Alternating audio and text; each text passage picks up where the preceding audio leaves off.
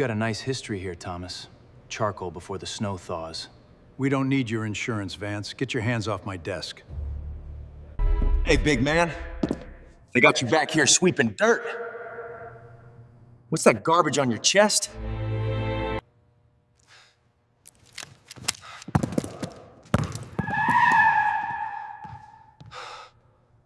There is a particular kind of cold that only belongs to an old industrial town in the dead of February. It is the sort of damp, heavy freezing that smells of rusted iron and wet asphalt, pressing down so hard against the flat rooftops of Ohio that the concrete seems to groan under the weight. Inside the gym of the St. Jude Youth Center, the air smelled of stale sweat, damp canvas, and the sharp chemical tang of cheap floor wax that had long since lost its shine. A single fluorescent tube overhead flickered with a low, rhythmic buzz, casting long, nervous shadows across the warped maple wood of the basketball court.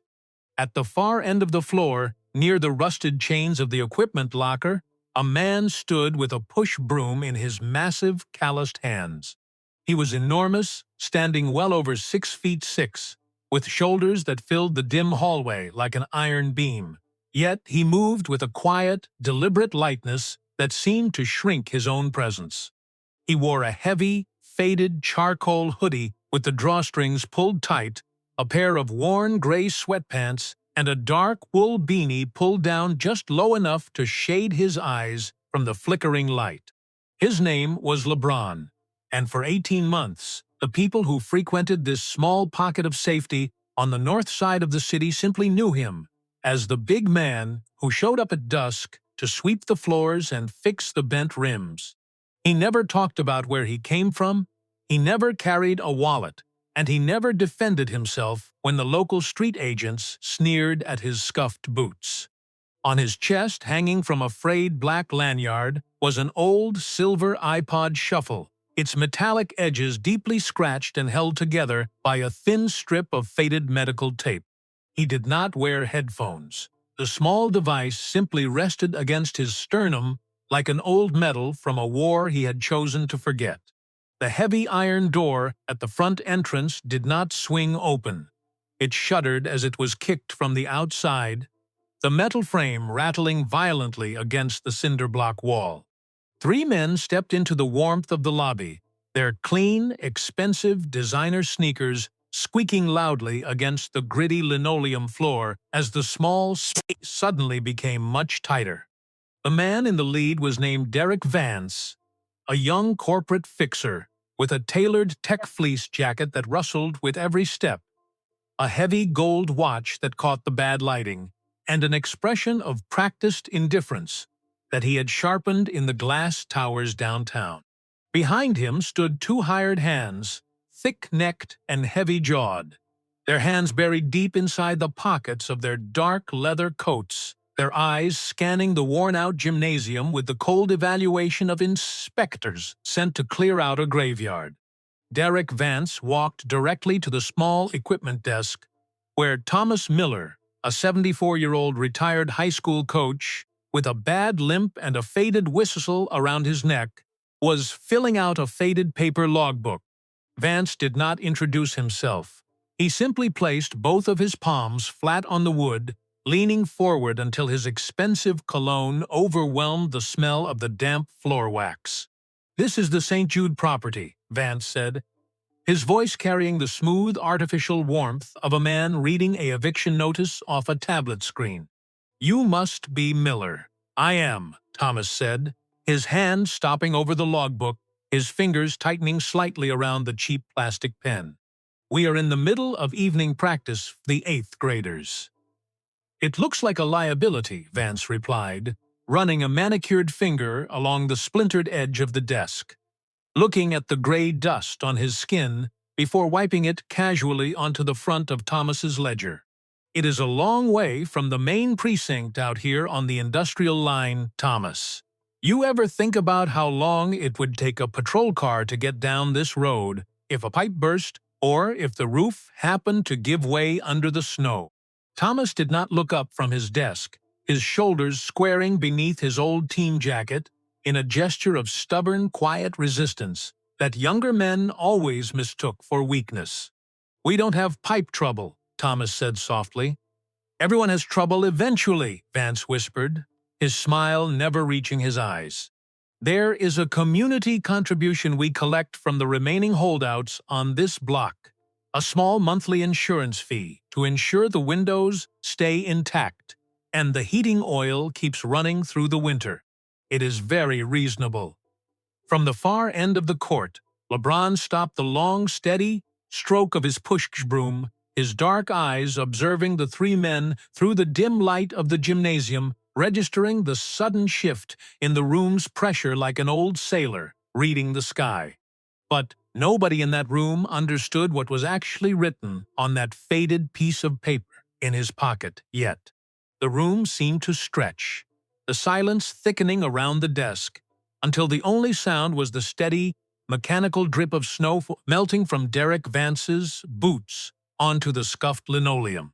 Thomas Miller sat perfectly still, his eyes fixed on his ledger, his old jaw set in a hard, stubborn line that had endured decades of cold winters in this valley. Outside the high, wire-reinforced windows, the gray light of the Ohio afternoon was already failing, turning the color of wet slate as the wind began to howl through the rusted iron girders of the old steel mill across the street. A lone school bus rumbled past on the slush-covered asphalt, its brakes squeaking a long, miserable complaint before its taillights vanished into the swirling white gloom. Inside, the world felt small, reduced to the perimeter of the half-lit court where a young girl named Clara was quietly gathering old leather basketballs into a frayed mesh bag. She was 17, wearing an oversized, donated high school jersey with the numbers peeling at the edges, and her movements were hesitant, her eyes darting toward the three men at the desk, with the sharp instinctual caution of a child who had grown up in neighborhoods where uninvited guests always meant bad news. She worked at the youth center for $4 an hour, money she was carefully hoarding in a chipped ceramic mug under her mattress to pay for the enrollment fee at the county vocational school in the spring. Thomas Miller finally set his plastic pen down, the small click sounding like a firecracker in the quiet gym. "We don't need your insurance, Vance," Thomas said, his voice flat and unhurried. "This center has been here since my father came back from Korea, and we've never paid a dime to keep our windows whole." Vance laughed, a short, dry bark that had no humor in it, while his two associates shifted their weight behind him, their heavy leather coats rustling with a sound like dry leaves. "Things change, Thomas," Vance said, leaning in closer until his shadow completely covered the old coach's logbook. "The city is moving east, and a lot of old, forgotten dirt is suddenly getting very popular with people who have the money to build something real." At the far end of the court, LeBron did not look up from his work, his massive hands guiding the push broom along the baseline with a slow, hypnotic rhythm. Pressing and turning, he moved with the total economy of a man who knew exactly how much energy it took to survive a long day.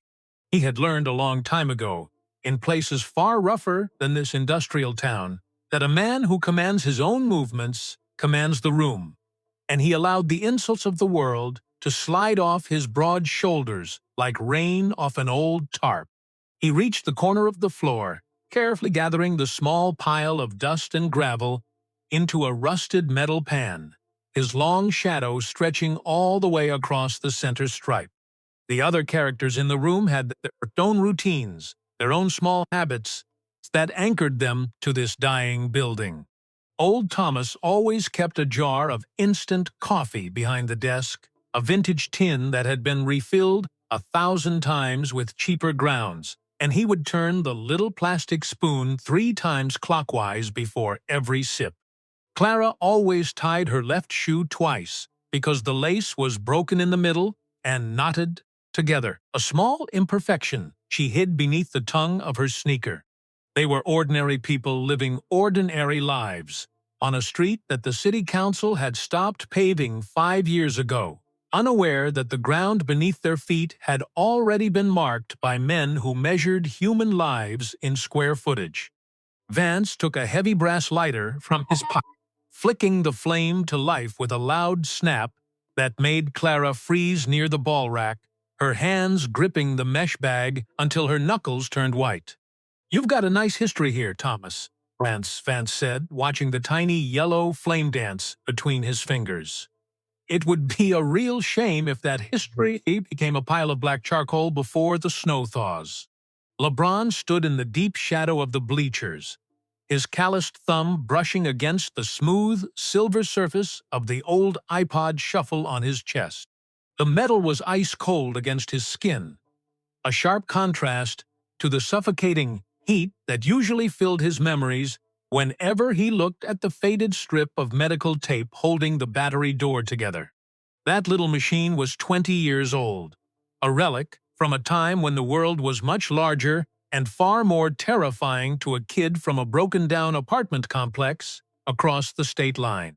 His mother had bought it for him with $20 bills she had saved from 3 different cleaning jobs, working until her knuckles bled in the winter, just so her son could have something of his own when he walked down the dark streets after practice.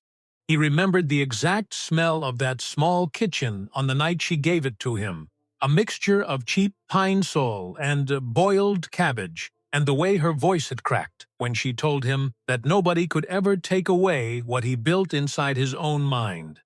He had carried that device through every arena, every locker room, and every high-stakes corporate negotiation of his adult life. A tiny iron anchor that kept him from floating away on the dangerous current of his own immense wealth. The tape on the side covered a jagged dent from a night he did not like to talk about. A night 5 years ago when his luxury SUV had blacked out on the icy curves of the industrial bypass during a blinding blizzard. The vehicle had spun out of control, flipping twice before sliding into a frozen ditch where the snow rose as high as the shattered windows, pinning his massive frame beneath the crumpled dashboard while smoke began to rise from the ruptured engine block. He had been completely alone, a billionaire whose face was printed on billboards across the country. Yet he was utterly helpless, choking on blood and cold steel in a dark valley where his money meant absolutely nothing. It was Thomas Miller who had found him, an old coach who was out checking the roads in his dented tractor, guided only by a single flickering hazard light in the white storm. Thomas had not asked for his name, had not looked for a wallet, and had not recognized the famous features beneath the grime and sweat when he dragged LeBron's heavy body through the broken glass just moments before the fuel tank ignited. The old man had brought him back to this exact youth center, laid him down on an old mattress by the boiler, and forced 3 spoonfuls of hot, bitter broth down his throat until his chest stopped shaking.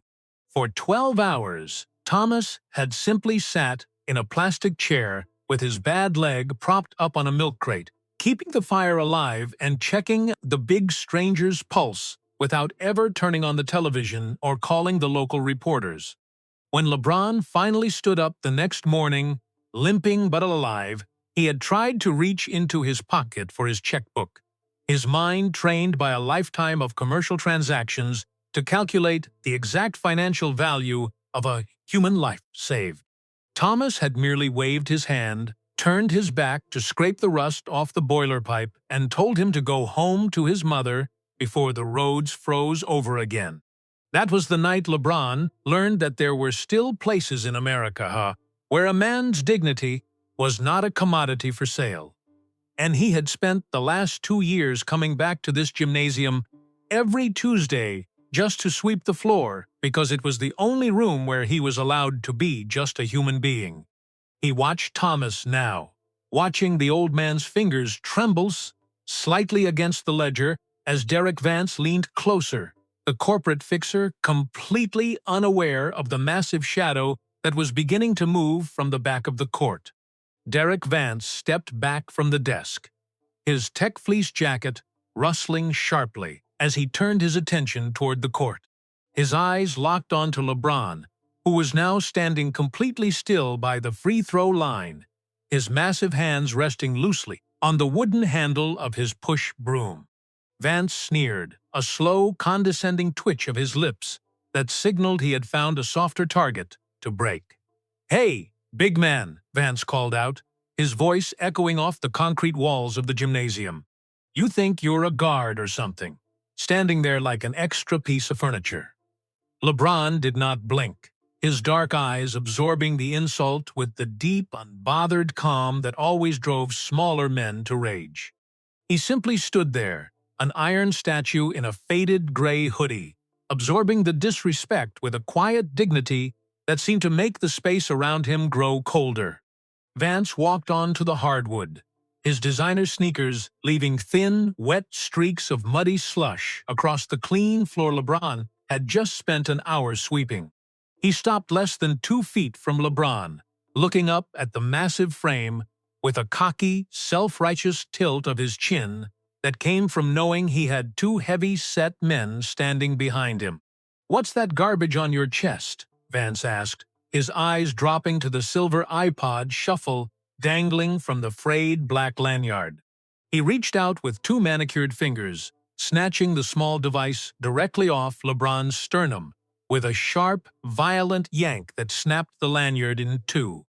Vance held the old MP3 player up to the light, inspecting the scratched aluminum and the faded piece of medical tape with open disgust before looking back up into LeBron's face. "This place is trash, and the people in it are trash," Vance said, his voice dropping into a low, vicious purr. "You don't need music, big man. You need to learn how to get out of the way when the grown-ups are talking about business."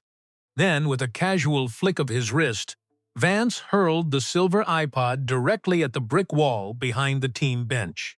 The small machine hit the concrete with a sharp, metallic crack, shattering the plastic casing, sending the small circuit board and the battery skidding across the warped floorboards in a spray of gray dust and broken pieces.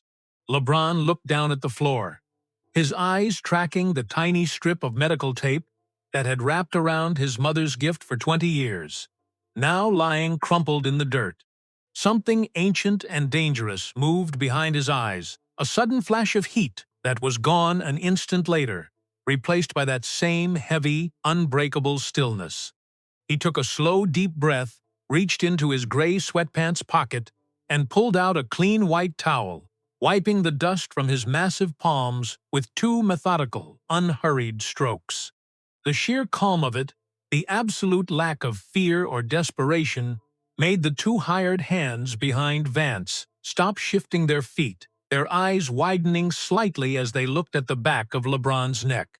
He didn't even flinch. The smaller of the 2 guards muttered, his voice losing its confident edge as he took his hands out of his leather coat pockets. Vance felt the control of the room slipping away from him, his own men looking at the silent giant instead of at him, and his face flushed a dark, angry red.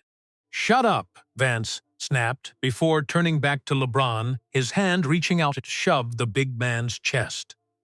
At that moment, Thomas Miller came around the corner of the equipment desk, his bad leg dragging heavily against the linoleum as he tried to insert himself between the corporate fixer and the helper.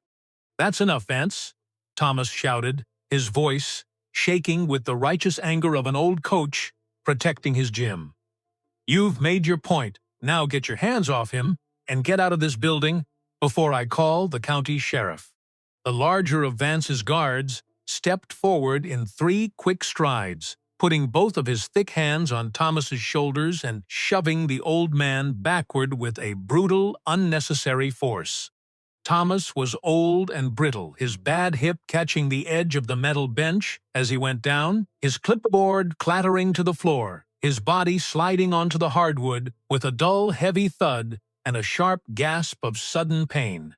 Clara let out a small, terrified scream from the corner, her hands flying over her mouth as she pressed her back against the wire ball rack, her eyes wide with tears.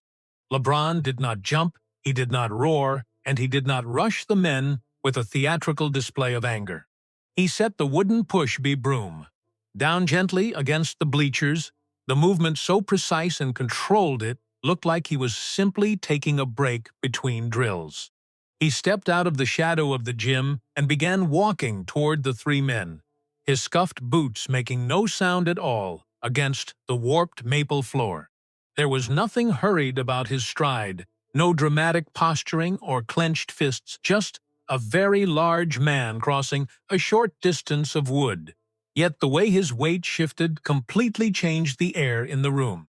The larger of the two guards, the one who had just shoved old Thomas to the floor, saw the massive gray figure closing the distance and immediately squared his shoulders. He was a veteran of bar fights and debt collections, a man who relied on his thick chest and heavy fists to intimidate people, and he threw a massive, looping right hand with all his weight behind it. It was the kind of punch meant to break a man's jaw, delivered with a cruel, practiced momentum that usually ended arguments before they could start. LeBron was simply not there when the fist arrived.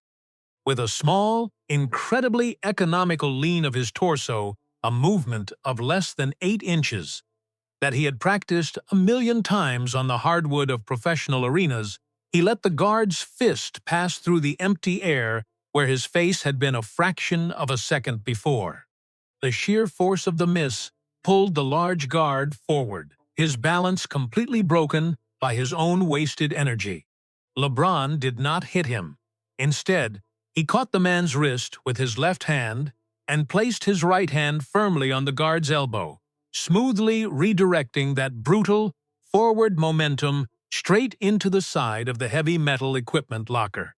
The guard hit the steel frame with a dull, ringing crash that echoed through the entire gymnasium, sliding down the side of the locker until he's heavily on the floor, eyes blinking in utter confusion as a thin red scrape began to open along his forearm where it had caught the metal latch.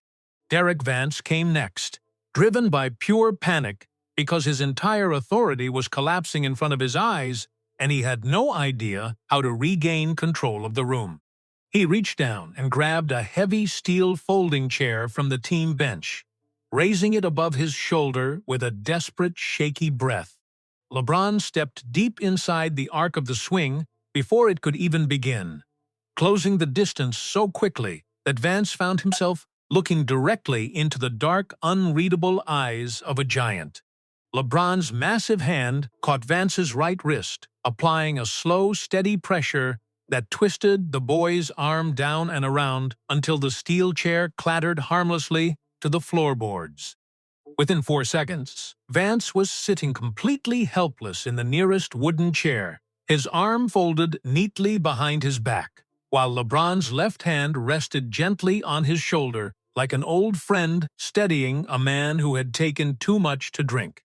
Nobody had been knocked unconscious, no bones had been broken, yet every single person in that gymnasium understood at the same moment that the silent man in the scuffed boots had chosen very deliberately not to do more damage. The third man, the thinner guard who had remained near the front door, had not moved an inch. He stood against the cinder block wall with his hands wide open at his sides, his face completely drained of color, looking like a man who had suddenly realized he was standing in front of a sleeping lion that had just opened its eyes. "Okay," the thin guard said, his voice a low, raspy whisper that cracked under the tension. "Okay, we are leaving right now." LeBron slowly released the pressure on Vance's shoulder and stepped back, his face showing absolutely no anger or satisfaction, only that same heavy, quiet sorrow he always felt when the world chose violence over respect. "You should help Mr. Miller up," LeBron said, his voice level and deep, vibrating through the cold air of the gym. "And then you should take your things and leave this neighborhood." Nobody helped Thomas up. Vance scrambled to his feet, cradling his throbbing wrist against his chest, his expensive tech fleece jacket covered in gray dust from the floorboards. He backed toward the door, his eyes locked on LeBron with a mixture of terror and humiliated rage that made his lower lip tremble. You don't know who you're messing with, Vance spat, his voice cracking on the final word as he reached the iron doorframe. You think you're a hero, big man. You don't know who we work for. You have no idea what is coming down this road. No, LeBron agreed quietly, his hands dropping back into the pockets of his gray sweatpants. I don't. The heavy iron door slumped shut behind them, the frame rattling violently against the cinder block wall, followed by the sound of 3 pairs of expensive sneakers sprinting across the slush-covered gravel outside. A moment later, the deep roar of an upscale SUV engine cut through the wind, its tires spinning wildly in the mud before it fishtailed out onto the main industrial road and vanished into the winter storm. The gymnasium became completely quiet again, the only sound being the low, rhythmic hum of the single fluorescent light overhead and the steady drip of melting ice from the high windows. LeBron walked over to the shattered remains of his old silver iPod Shuffle, kneeling down in the gray dust to look at the broken circuit board and the crumpled strip of medical tape that had survived 20 years of his life. He carefully scooped the broken pieces into his massive palm, salvaging the small parts that had not been crushed into dust. His movements slow and reverent, the way a man saves what can be saved from a home that has burned down. LeBron stood up from the floor, his face an unreadable mask, as he placed the broken fragments of the silver machine into the pocket of his faded hoodie. He walked over to Thomas, who was still leaning against the metal bench, holding his hip with a grimace that he tried to hide behind a forced smile. "Are you all right, Thomas?" LeBron asked, his deep voice dropping into a gentle register that seemed to warm the cold space between them. "I've taken worse hits from better men, LeBron," Thomas said, his breath coming in short, shallow gasps as he allowed the giant to take his arm and carefully hoist him back onto his feet. "But those boys, they aren't like the usual street runners. They have an anchor somewhere deep. They've been circling this block for a month, squeezing the laundry down the street and the auto shop on the corner." LeBron did not answer. He turned his head slightly toward the corner of the ceiling above the rusted equipment locker, where a small, dusty black dome sat completely forgotten by anyone who came to play ball. It was an old security camera Thomas had installed 10 years ago after someone threw a rock through the back window. A cheap unit that recorded to a battered gray digital box inside the tiny windowless office behind the water fountain. "It's been running the whole time," a quiet voice said from the baseline. Clara had stepped out from behind the ball rack, her fingers still shaking as she clutched the frayed mesh bag against her oversized jersey. It saw everything. It got the watch, it got the face, and it got what he said about the fire in the windows. All of it. LeBron looked at the small girl, his expression softening into a slow nod that carried the weight of a silent promise. He reached into the deep pocket of his gray sweatpants and pulled out a phone. It was not a modern smartphone, but an old black plastic flip phone with scuffed edges and a scratched screen. The kind of device that did not possess a camera or a GPS tracker, completely ordinary and impossible to trace from a distance. He walked it down the short, dim hallway, pushing open the heavy iron exit door to step out into the frozen gravel lot behind the building. The storm was growing thicker now, the white flakes swirling in the wind, carrying the sharp, bitter scent of wet iron from the abandoned industrial mills across the river. He stood in the falling snow for exactly 6 minutes, his massive frame blending into the gray outline of the cinder block building as he spoke into the plastic receiver. He did not shout, and he did not explain his emotions. He spoke with the quiet, effortless authority of a man who was used to giving commands that moved entire empires across the globe. When he stepped back into the warmth of the gym, the air had already begun to shift. At exactly 4 in the afternoon, a plain dark blue sedan pulled into the slush-covered lot, its tires moving slowly over the gravel before stopping directly in front of the main doors. A woman stepped out of the front seat, wearing a sharp, charcoal gray wool coat with no jewelry, practical flat shoes, and a heavy leather folio gripped tightly under her right arm. Her name was Evelyn Vance. No relation to Derek, and she was a senior partner at one of the most powerful corporate law firms in the state. A woman who had spent 30 years turning chaotic humans' messes into neat, undeniable columns of legal reality. She walked onto the warped, hardwood floor of the gym as if she had been there 100 times, her eyes scanning the room until they locked onto LeBron, who was back at the baseline, quietly pushing his broom. "You look like you've been cleaning up after children again," Evelyn said, her voice carrying a dry, professional warmth as she set her heavy folio down on Thomas's wooden desk. "Thank you for making the drive, Evelyn," LeBron replied, setting the broom against the wall and walking over to the desk. "This is Mr. Miller. He runs the house." Evelyn opened the leather cover, pulling out a thick pad of yellow legal paper and uncapping a heavy silver fountain pen. For the next hour, the tiny office became a courtroom without a judge. She had Clara sit down and write out every single word Derek Vance had spoken, instructing the girl to use the exact phrasing, no matter how vulgar or threatening, while the memory was still fresh in her mind. She took Thomas's full name, his employment history, and his medical records from the old metal filing cabinet, establishing the physical toll of the assault with the methodical precision of a surgeon.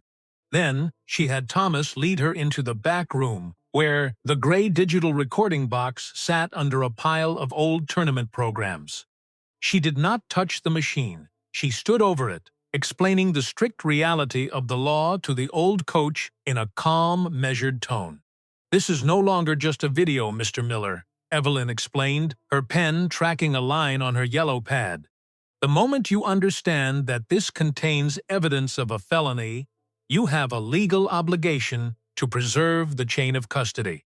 We do not download this to a thumb drive, we do not email it to the local precinct, and we do not show it to the neighbors. We wait for a certified investigator to pull the original hard drive under a signed warrant, ensuring that no corporate defense lawyer can ever claim the footage was altered or manipulated in the dark. Most people lose their case in the first 60 minutes because their desire to help ruins the only piece of truth they have." Thomas watched her, his old eyes moving from the legal pad to LeBron, who was standing in the doorway with his arms crossed over his massive chest, his shadow filling the small office. "Ma'am," Thomas said, his voice dropping into a low, hesitant whisper, "I've known this big man for 2 years. He sweeps my floor, he pumps my balls, and he leaves a $100 bill under the coffee tin every Christmas without saying a word. Who is he to have a woman like you drive 2 hours through a February blizzard on a Tuesday afternoon?" Evelyn Caldwell looked at the old coach, her sharp professional features softening into a small, tired smile that carried decades of hidden history. "That isn't my story to tell, Mr. Miller," she said softly, "but I will tell you this. I have managed the assets of some of the wealthiest individuals in this country for 30 years, and, out of all of them, he is the only one who ever called me to save a kitchen or a playground, and then threatened to fire my entire firm if we ever let the people know who paid the bill." Sitting in the corner booth of the small office, Evelyn Caldwell spent the next hour detailing the blueprint of the corporate machine that had just ground its gears against the gym floor. Derek Vance was not the architect of this misery. He was merely the outer tooth on a very long, very greasy iron gear. The northern industrial sector of the city, which had been considered a graveyard of empty brick warehouses for 40 years, was suddenly the center of a massive corporate acquisition. A multinational technology conglomerate had quietly broken ground on a multi-billion-dollar data storage campus 40 miles to the east, and that meant the city needed high-voltage power lines. High-voltage power lines required massive, uninterrupted utility easements and a real estate development firm in downtown Cleveland called Vanguard Horizon Group had run the mathematical equations 6 months ago. The developer behind Vanguard Horizon was a man named Marcus Reinhardt, a corporate operator who had realized that the long strip of broken concrete and forgotten ground along the industrial line, the exact block containing the St. Jude Youth Center, was about to become worth an astronomical sum of money once the final city zoning maps were locked into place. Reinhardt's company had spent a year systematically making below-market cash offers to every small property owner on the street. Most of the mechanics, the independent laundromats, and the elderly residents had taken the modest checks out of fear or exhaustion. Thomas Miller was one of the last remaining holdouts, Evelyn explained, her silver fountain pen tapping the yellow ledger page with a sharp, rhythmic sound. And when the few remaining owners refuse to sell, Reinhardt's strategy never changes. He doesn't send a formal legal notice. He lets it be known through intermediate channels that the neighborhood is becoming unstable. Suddenly, supply trucks find their tires slashed.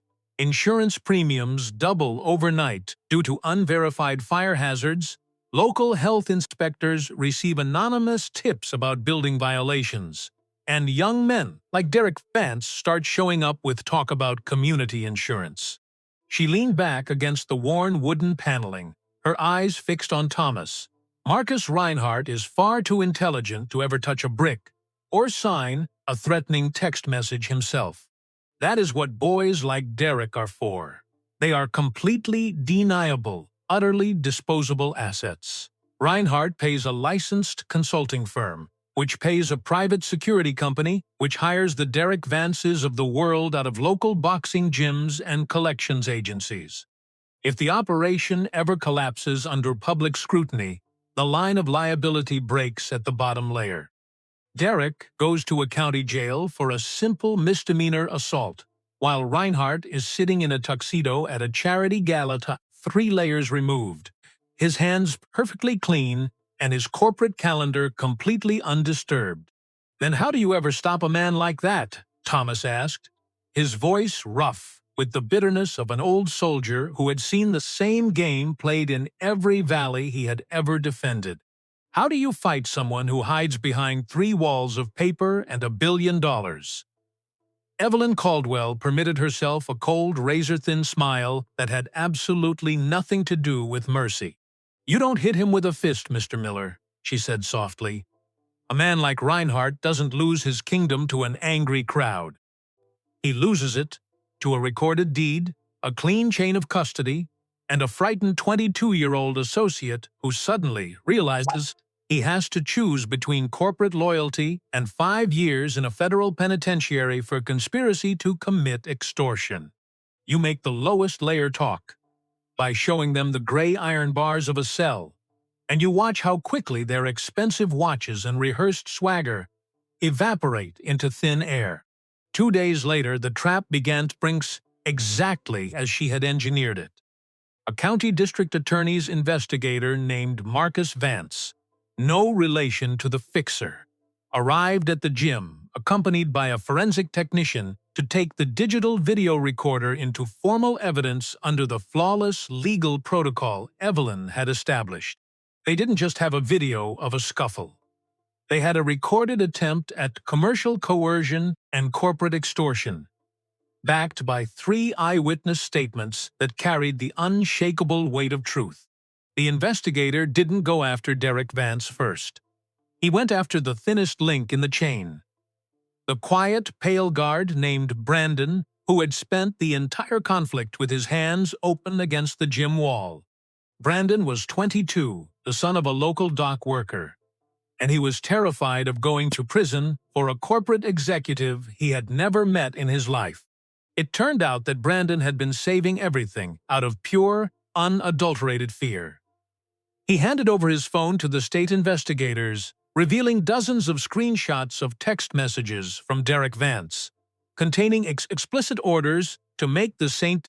Jude property uncomfortable, exact addresses of previous targets, and a photograph of an old hay barn down the county line that had burned to the ground 2 weeks prior, accompanied by a single word from Derek's personal account: covered. Next, Brandon had kept the data trail as an insurance policy in case the bricks ever fell on his own head and his cowardice became the exact wedge the district attorney needed. Faced with the screenshots, the recording, and a formal felony indictment for coercion, Derek Vance's loyalty lasted less than 20 minutes in the interrogation room.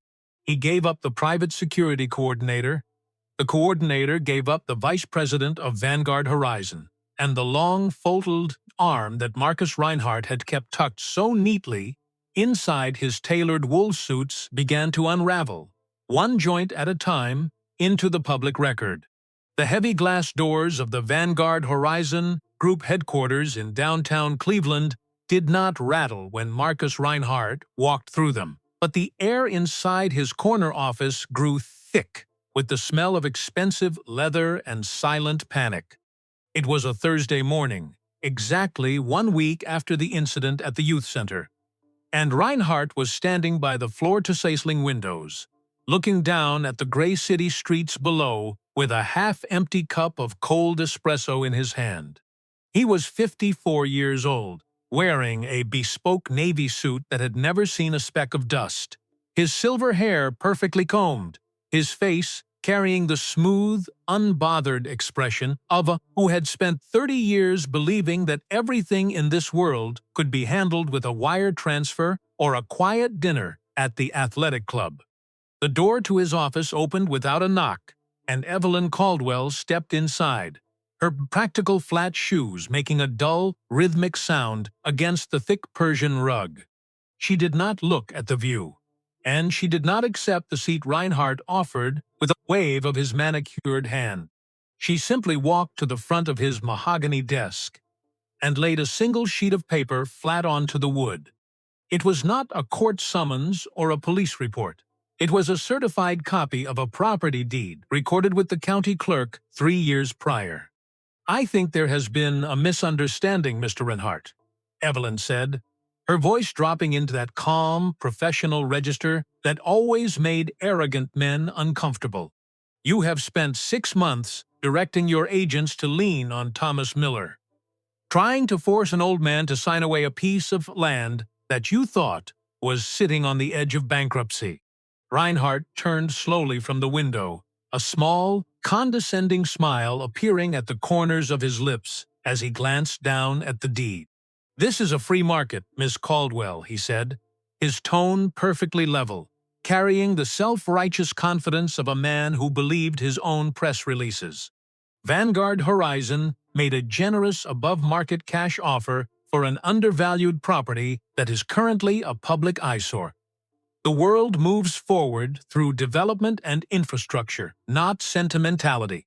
If the people I employed several layers removed exceeded their operational instructions, that is regrettable, and my firm will cooperate fully with the local authorities. But it does not touch me. A project of this magnitude requires vision, and I will not apologize for being a man with the vision to see what that corridor could become. Evelyn did not blink.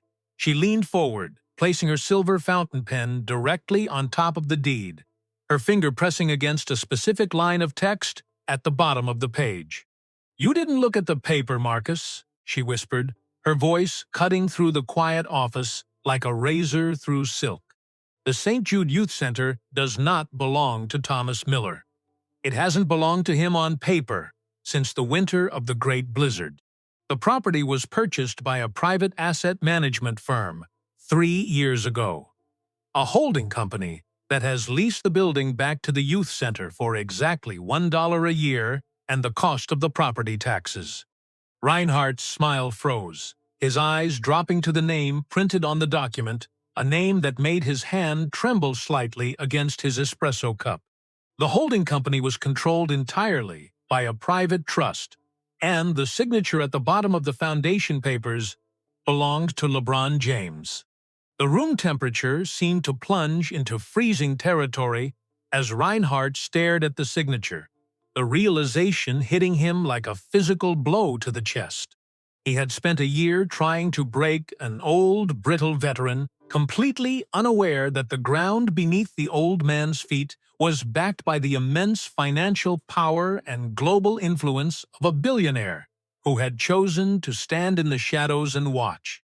You bought a dying gym on a dead industrial line to protect a retired high school coach who serves instant coffee, Reinhardt said, his voice losing its smooth texture, becoming thin and raspy as he looked up at Evelyn with an expression of genuine, uncomprehending bewilderment. Why would anyone be that stupid? Why would a man with that kind of wealth waste his capital on a gravel lot in a neighborhood the city has already forgotten? Because 3 years ago, when his car was upside down in a ditch during a whiteout storm, that old coach didn't check his wallet or ask for his name before dragging him out of the fire, Evelyn replied, gathering her legal folio under her arm with a single, sharp movement. He didn't win because he has more money than you, Marcus. He won the night Thomas Miller opened a locked door for a stranger and didn't expect a single thing in return. Everything Vanguard Horizon did after that night was just paperwork that you signed to build your own gallows. The legal fallout arrived before the sun went down that afternoon. The state attorney general, armed with the text message screenshots from Brandon and the unedited security footage preserved by Thomas, issued a series of corporate indictments that cut through Vanguard Horizon like an iron wedge. The private security company was stripped of its license by morning. The consulting firm dissolved under federal fraud investigations, and Derek Vance signed a plea agreement that included a 3-year sentence at the state penitentiary for commercial, extortion, and conspiracy. Marcus Reinhardt did not go to jail that night, and his company did not collapse entirely. Men of his stature are rarely broken all at once by a single misstep. But the multi-billion-dollar data campus corridor deal was declared permanently dead by the city council. Before noon, the utility easements were rerouted 10 miles to the north, and the value of Vanguard Horizon's land options plummeted into complete worthlessness by the closing bell. Reinhardt spent the remainder of his evening sitting alone in his darkened office, surrounded by high-priced defense lawyers who were charging him $1,200 an hour just to explain how a giant in a gray hoodie and a scuffed pair of boots had taken his entire future apart without ever raising a fist. The morning after the corporate storm cleared from the downtown towers, the sun rose over the north side of the city with a quiet, pale brilliance that seemed to wash the gray industrial soot from the brick walls of the youth center. The wind had finally died down, leaving the snow to pack into clean, heavy drifts against the cinder blocks, while the single robin hopped along the rusted iron rail of the fire escape. Inside the gym, the air smelled exactly the way it always did at 7 in the morning: stale sweat, old floor wax, and the sharp, hot scent of instant coffee brewing in the vintage tin behind the desk. Thomas Miller stood by the equipment desk, his bad leg propped up on the familiar milk crate, his fingers slowly turning his plastic spoon 3 times clockwise before taking a long, unhurried sip. Clara was already near the baseline, her left shoe tied with the broken lace knotted carefully beneath the tongue, her movements light and easy as she tossed a worn leather basketball into the mesh bag. At the far end of the court, LeBron guided his push broom along the wooden baseline with that same slow, hypnotic economy of motion that younger people always mistook for slowness. Pressing and turning, his long shadow stretched all the way across the center stripe, catching the light from the clean windows. The old steel folding chair that Derek Vance had dropped lay stacked neatly against the wall, its metal surface polished clean of gray dust, while the rusted equipment locker stood straight and quiet in the corner. A small boy came through the front door around 8, a backpack that was much too big for his shoulders bouncing against his winter coat, as the iron frame clanked a dull, flat welcome. He climbed onto one of the wooden benches near the court, his boots dangling a few inches above the floorboards as he watched the massive figure in the gray hoodie finish the final baseline sweep. "How come you always sweep the floor yourself?" the boy asked, his voice echoing off the concrete walls with the total, uncompromised curiosity of a 7-year-old. "My brother says billionaires don't ever use brooms." LeBron stopped his stroke, leaning his large hands against the wooden handle as he looked across the court at the child, a small, genuine smile appearing beneath the shade of his wool beanie. "Because the floor doesn't care who you are," LeBron said, his deep voice carrying a soft, gentle weight that filled the entire room. "It only knows if it is clean or if it is dirty. And a man who forgets how to clean his own floor is a man who has forgotten how to stand on it." He set the broom against the bleachers and reached into his sweatpants pocket, pulling out a small, rectangular object that he laid flat onto the wooden desk next to Thomas's ledger. It was a brand-new silver digital music player, its aluminum edges polished to a high mirror shine, without a single scratch or dent on its casing. But, wrapped tightly around the middle of the modern device, was a single, clean strip of white medical tape, holding nothing together but a promise that had been kept in the dark for 20 years. Thomas looked down at the machine, then up into the dark eyes of the giant standing before his desk, his old jaw tightening as he nodded his head once in a gesture of silent, mutual understanding. "Eat your eggs," Thomas said softly, pushing the vintage coffee tin an inch closer to the big man's hand. LeBron picked up his cup, the steam rising from the black liquid to warm his face as he walked to the high windows to watch the morning traffic move along the industrial line. The old highway was still dying, the steel mills across the river were still empty, and the city council would likely never pave the gravel lot outside the door. But the roof was stable beneath the snow. The windows were completely whole, and the dough of the neighborhood was quietly rising in the dark while the rest of the world was busy counting its money. The two men stood together in that particular quiet that only exists in an old gym before the children arrive to play ball, drinking their bitter coffee without saying a word, because there was absolutely nothing left that needed saying.